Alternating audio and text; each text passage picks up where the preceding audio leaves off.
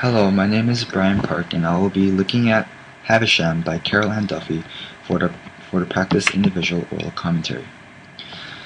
This poem is from a collection by Carol Ann Duffy called The World's Wife that was published in 1999. This collection was made to give a voice to the female characters that were often neglected in the respective stories that they are from. This specific poem is about a character, Miss Havisham, from a novel by Charles Dickens called Great Expectations.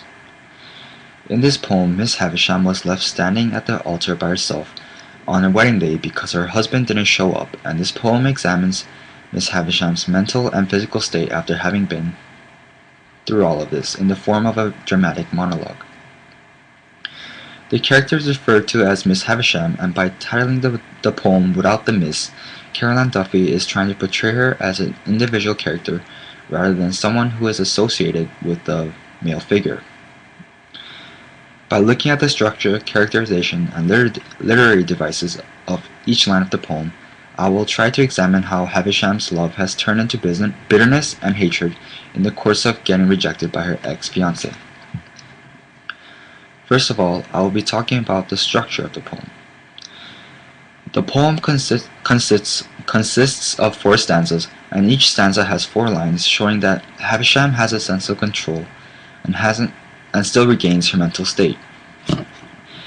In many cultures, the number 4 is referred to as an unlucky number, and it is commonly said to be related to death. By creating 4 stanzas and 4 lines to each stanza, Duffy could be showing that Havisham's hatred for her ex-partner is so strong that she wants to kill him.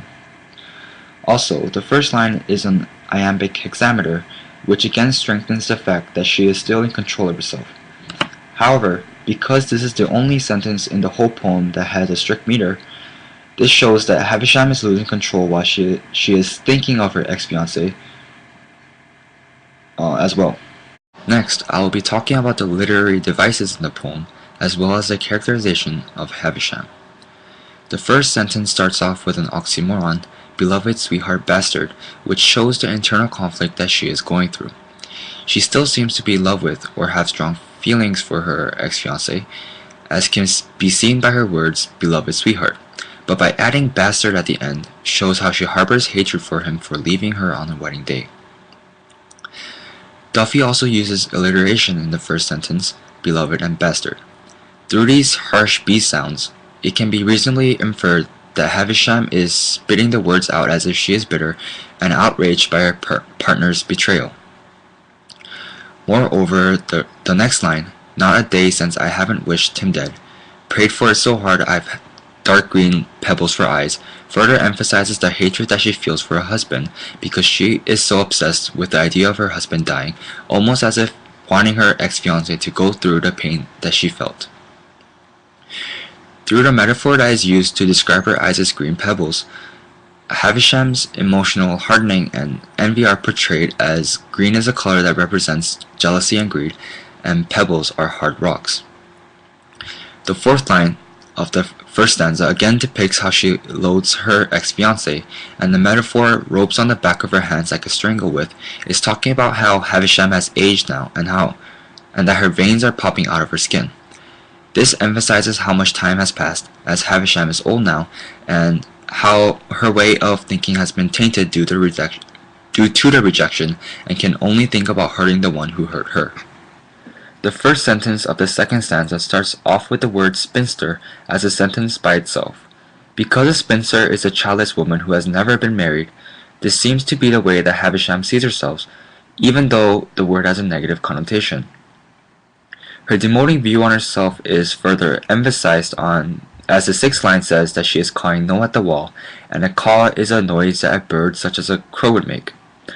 Therefore, Havisham seems to have let the rejection get to her head, now believing that she is unworthy and blaming herself rather than blaming her partner for leaving her. Line 5, I stink and remember, and lines 6 and 7, the dress yellowing, again show the passing of time, as Havisham literally smells because she has worn the wedding dress long enough for it to have yellowed. The fact that Havisham trembles when she opens the wardrobe to see herself in the slued mirror in lines 7 and 8 show how Havisham doesn't want to be reminded of her rejection because it brings her too much pain. The salute mirror illustrates how she is a mess emotionally and physically, as she doesn't care about how she or her surroundings looks like. The enjambment between the third and fourth stanza serves to illustrate Havisham's state of mind, as the abrupt stop in the middle shows that Havisham isn't in control of her words due to her increasing anger that she feels when thinking about her ex-fiancé. The diction of Pugh's curses in line 9 can be seen to be a violent action where Havisham wishes to hurt her ex-partner not only verbally but physically as well, as puce is the color of blood.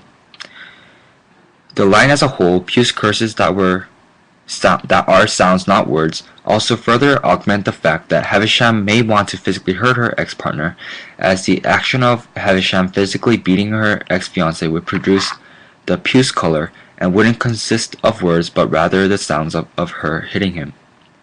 The next few lines consists of a romantic dream that Havisham has of her ex-fiancé, which again shows that she still might have feelings for him. The oxymoron that also serves as an enjambment, love's hate, in the third and fourth stanza, is used to describe how closely correlated love and hate are, and also to once more illustrate how Havisham has conflicting feelings. The image of Havisham stabbing at the wedding cake could signify the bitterness that she feels, as the wedding cake didn't do its intended function of marrying two couples. Line 15, give me a male court for a long, slow honeymoon, could illustrate how Havisham doesn't trust any males anymore and would rather have a deceased male that can't reject her like her former ex-fiancé did. The last line of the poem, don't think it's only the heart that breaks, shows how the rejection has led to a broken heart as well as mind. At this point, Havisham seems to have broken down completely and is actually crying as she says the last word. In conclusion, through Havisham and how hard it is for her to forget about the past and her ex-fiancé, Duffy is illustrating how love is serious and how feelings are something that should not be played with.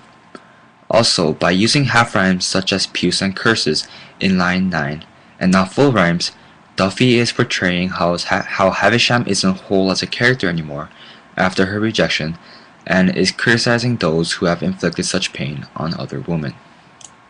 Thank you.